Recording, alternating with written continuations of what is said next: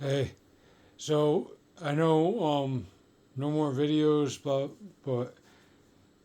I went ahead and pulled the trigger. I talked briefly about this, and I think it's obvious what's happened here. My 4080 Super is now being cooled by a water block, and I got this whole kit in here. Right now, it's pumping and purging. I'm gonna let it purge overnight. And that has more to do with the fact that I definitely spilled some water um, on the board. I'm hoping it's not too much where it's an issue, but I'm not putting power to the motherboard um, until tomorrow, probably after work. Just gonna let it dry out, air out, and probably before I go to work tomorrow, I'll put a fan on it just to make sure it's 100% dry.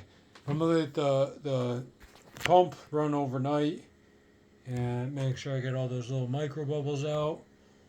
And at this point, it is, I would say, mostly clear. Got all the big bubbles out.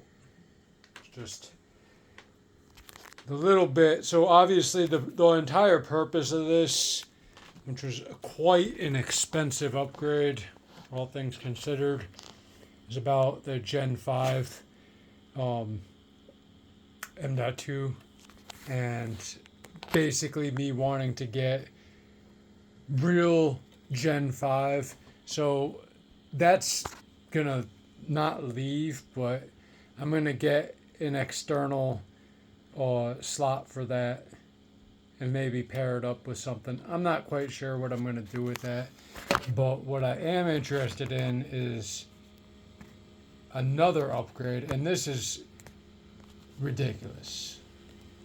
But I got a Rocket 5, which, in my opinion, from what I've seen out there, is by far the fastest SSD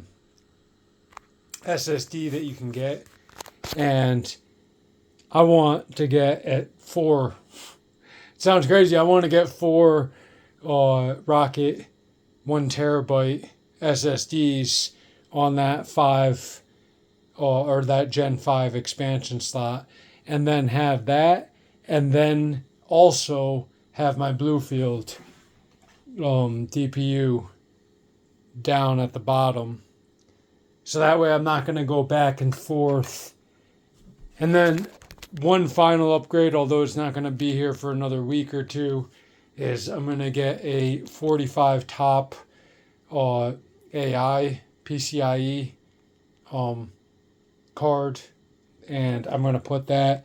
Right now I have, I'm not going to pull it, but right now I have just a Coral TPU up here, and I'm getting huge benefits from that in CUDA, but I'm going to see if going from 4 or 5 tops to 45 tops is even better. And that'll be it. I'm done. This thing's a beast already, and I'm expecting when I fire it up tomorrow to see modest improvements. I'm not sure if I'm going to get any benefits from that initially. I may have to pull the SSDs underneath it in order for that to function, but because my mother or my operating system is on a Gen 5 SSD, I basically have to have it out for the time being, and then I will move it onto the expansion card if I can do that. Otherwise, at least I have access to a 16x Gen 5 PCIe slot that I was completely blocked off before, and I will find a use for it where it improves performance. And there's a distinct possibility I'm going to see improved performance just by keeping this water cooled. And I'm not sure because my 4080 ran pretty cool anyway. So I don't think I was thermal throttling, but I might see a boost regardless. I'm looking forward to testing it.